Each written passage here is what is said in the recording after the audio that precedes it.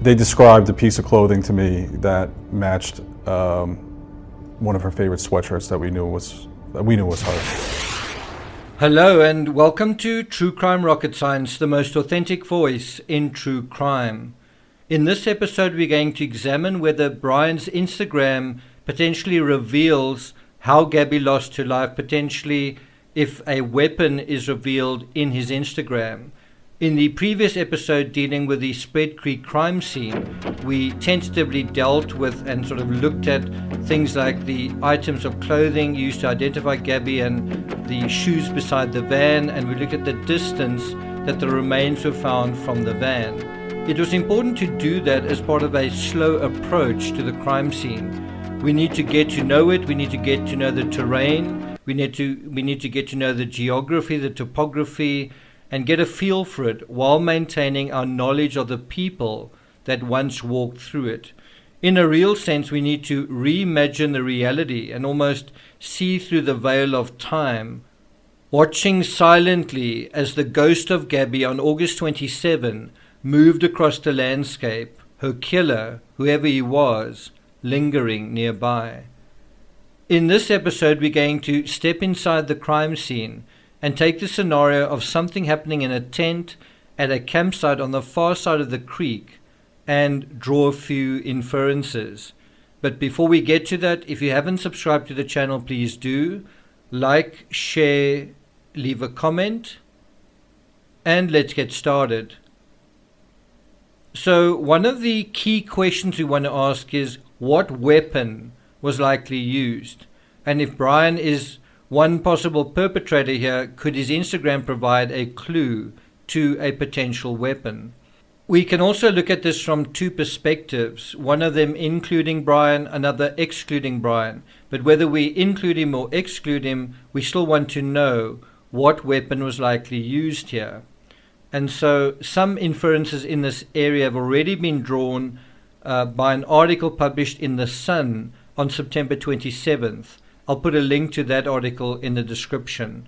So let's start with number one, guns.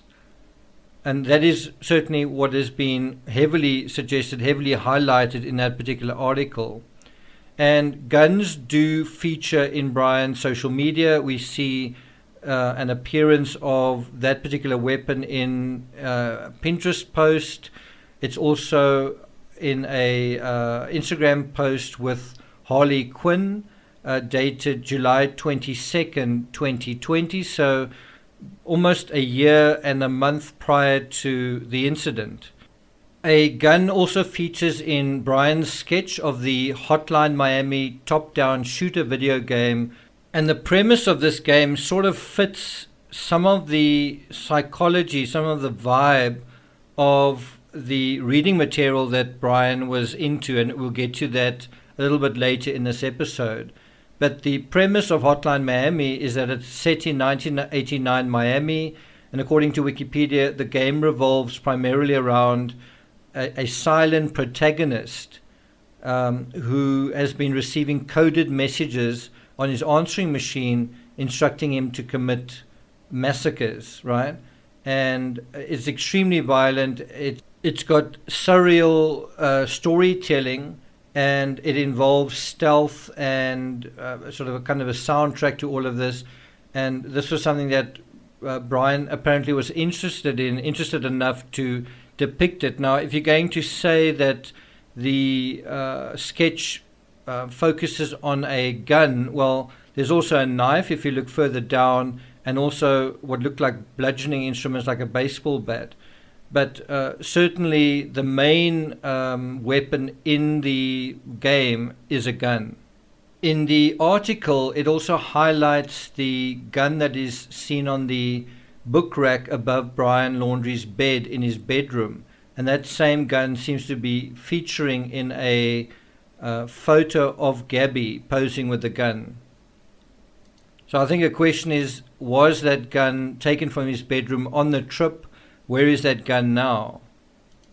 Another potential weapon that features in Brian's Instagram is actually the logo to his, I don't know whether it's a company or a proposed company, but certainly he seemed to refer to himself as bizarre design. And he sort of literally interpreted this as what appears to be a kind of a multi-use knife, a dagger of some kind that you can use as a can opener, also a saw.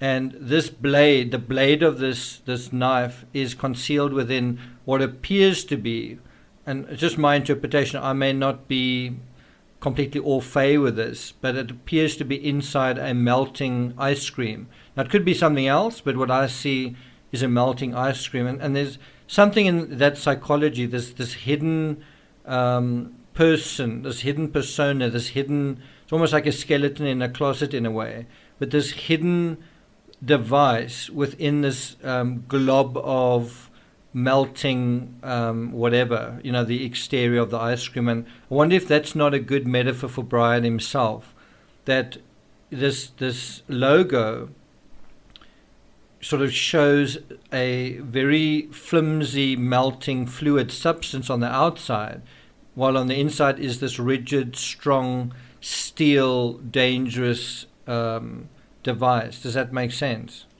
On July 15th, about a week or so, but around the same time that he was doing these other cuts on various topics, you see mousetraps and the Grim Reaper leading sheep to the slaughter. And obviously the implement of the Grim Reaper is a sickle, a sharp object, a knife-like object. And so that comes up in the July 2020 Instagram as well. On Pinterest, there's also a scene with Hellboy featuring someone stabbing someone who's being held to the ground, pinned to the ground in a sort of area where there are bushes on the ground. And then the third dimension to weapons in Brian's Instagram is a scenario of wrestling and potential manual strangulation. It is taken from, I think, a poster in his bedroom, and it is captioned, "How Man Treats One Another." And you basically see two figures sort of on the ground, one sort of wrestling the other from behind, seems to be strangling the other one holding a kind of bludgeoning instrument of some kind. And that is something that isn't just in Brian's mind in terms of his Instagram, but it's also something that was in his bedroom, something that he probably looked at every single day of his life. About a month and a half later, after the sketch, Brian did another lino cut, this time using the BMO character, who he describes as his favorite character, and puts in a little peppermint butler and hashtags it fan art. And one of the sort of little characters in there is reading a book, Dark Magic 101. And that brings us to the fourth thing, which you might think doesn't really make any sense here. You can have a gun, a knife, asphyxia. How on earth can you include an author as something like that? I think there's a possibility, even a probability, that what we're dealing with isn't really a weapon in the sense of these books that he was reading, but a weaponized mindset. We've seen this before, people reading books or watching movies and then applying that in the real world. This isn't the first time that's happened. Somebody read Catch in the Rye and then killed John Lennon. In fact, today is the anniversary of John Lennon's death, right? So I think the point to make is that some of the images we've seen hint at violence and weapons, but what lies beneath that is a seditious sense of being antisocial, in the sense of being anti-society. So you can look at these kind of weapons and say, well, it could be this, it could be that. But I think what is far more evident here is a mindset that has been primed through repeated reading of repeatedly reading a particular author's books that reinforces a particular mindset. And what mindset are we talking about? Well, it's nihilistic. It's very anti-social, and it's very kind of pessimistic, to put it mildly. And there's also gratuitous violence in these writings, also in these narratives, whether they are made into movies such as Fight Club or within Chuck's narratives, right? So you can clearly see how Brian has a gripe with how society operates, which is why the Brian phantasm conjured in the Bullwinkle encounter feels like a fit for the actual Brian. By the way, I saw something on Reddit where someone says there are 2 witnesses who saw Brian's van outside the Bullwinkle bar. So I don't know whether that's verified. I haven't heard those witnesses speaking, and one can't always treat Reddit as extremely credible, but that is something that may add credibility to that encounter. In any event, Brian likes nature, but he doesn't like and can't cope with human nature. He likes the natural world, but doesn't like the human contamination of it. He loves Gabby, but doesn't want to share her, and if she's slipping away, then he feels like he's lost his world, and he's really lost everything. And this slipping probably leads him to enter the lullaby fiction and be influenced it. This slipping that he's experiencing in his real life, perhaps is quite depressed or upset, and perhaps in a timeout from Gabby, he would go and read, and that would just fuel. He would actually be in a vulnerable state to be influenced by some of the things he was reading. So just think about it. When he and Gabby argued, he probably spent more time than ever reading and escaping into the twisted scapes of the Palachniuk verse, right? And they are quite twisted. I mean, just looking at the book covers gives you a sense of what we're talking about here. On August 27, 2020, basically on the year anniversary to Gabby Petito's death, in fact, a year earlier, Brian Laundrie posted on Instagram the following: "Reading is different than any other consumption of media. It takes more effort than staring at a screen half alive. It allows you to use your brain rather than melt it. And there is no author more stimulating to me than," and then he says, Chuck Palahniuk, and he also references lullaby, hashtag invisible monsters, and so on. So I wonder if you guys can help me out with another post that he put, a second post on the same day, August 27th. And he captioned this: "The effing craziest out of all of Chuck's books on my shelf. I can't fathom how you must have written this one, exclamation mark. I'd love to preach all of the insane twists and turns, but I can say that I'll never forget the name Rant Casey or Green Taylor Sims. Me and my fiance read this one out loud together, and boy oh boy, I can't believe some of the stuff coming out of our mouths." And it doesn't, I think the name of this book is Rant, but I can't recognize the book cover from the books that I've looked at. So do you guys agree that the name of this book is likely Rant? And this is something that he really enthusiastically kind of endorses, that he seems to be very into this particular book. Do you agree?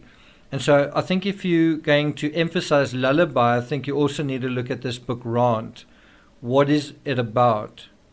Now, as an author myself, I can tell you can't reduce narratives to a couple of sound bites, but you nevertheless can get a feel if you choose some of the nuggets from them, if you can select them in a way that is representative. And so here are a couple from Chuck's book Rant. "You grow up to become living proof of your parents' limitations, their less than masterpiece. History is nothing except monsters or victims or witnesses. Picture the moment when your mom and dad first saw you as something other than a pretty tiny version of them, you as them but improved, better educated, innocent. Then picture when you stopped being their dream." Now think about some of these quotes and how Brian may have responded to them, how Brian may have read them. Next one: "Every high school has its Romeo and Juliet, one tragic couple. So does every generation." Right now it is feeling like Brian and Gabby are a tragic generation, very representative, that it's going to be iconic of this particular point in time. Doesn't it feel that way? And maybe Brian wanted that. Who knows? Next one. Kids grow up connected to nothing these days, plugged in and living lives boosted to them from other people. And if Brian read something like that, how would he think about Gabby in that context? And how would Gabby think about Brian within that context? Now, bear in mind, we're not diving deeply into these books. We're not diving deeply into the narratives. We're just trying to get a gloss through things like the book covers and the general vibe of these books. And what do you think it is? Do you think it is something that edified Brian, made him positive and optimistic? Or do you think in a scenario of escalating tensions, it could have darker implications? On July 30th, 2020, Brian drew this little cartoon of a devil smoking something. And he said something about, I pondered whether I should do a stamp, and when all I could hear in the deep recesses of my mind was, do it, right? And then hashtag disenchantment. And one wonders whether that is a reference to this suggestion that Brian was hearing voices. You see these clouds of smoke sort of drifting over the top of his ears, the horns of this little devil figure. And one wonders whether that is kind of a subtle reference to this idea of voices coming from something that is taking in, whether it's reading material or some substance of some sort or another. Invisible Monsters is another book that we might want to look at. The cover of that book is also interesting in quite a disturbing way. But think about Brian right now. Isn't he an invisible monster right now? And so that brings us to the fifth and final point, which is my working theory. It's very crude. It's not very well fleshed out. I will be doing another video also dealing with a crime scene, just bringing the puzzle pieces a little bit closer together, just fine-tuning things that are very rough in a slightly better way. If you think about how sometimes a picture is pixelated and then it becomes more refined, the image becomes sharper. That's sort of what we're trying to do.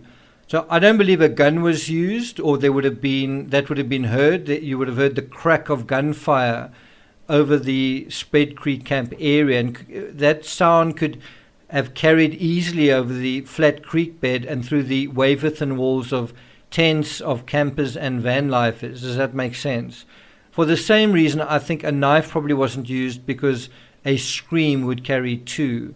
And so I would exclude a gun and a knife. I imagine that there were harsh words, a wrestling match, and then asphyxia. I do think if we include the fascination with Chuck Palahniuk's books and add to that a temperament of anger, anxiety, and frustration, not just a temperament of that, but that whole thing boiling over, that whole thing has been brewing and escalating, right?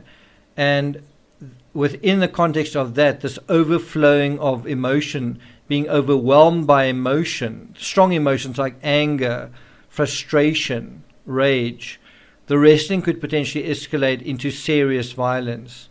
In other words, not controlled. It may have gone out of control. But I think whatever occurred, no one heard it. I'll deal with the disposal of the remains in the next episode. Thank you for listening, and I'll see you guys next time.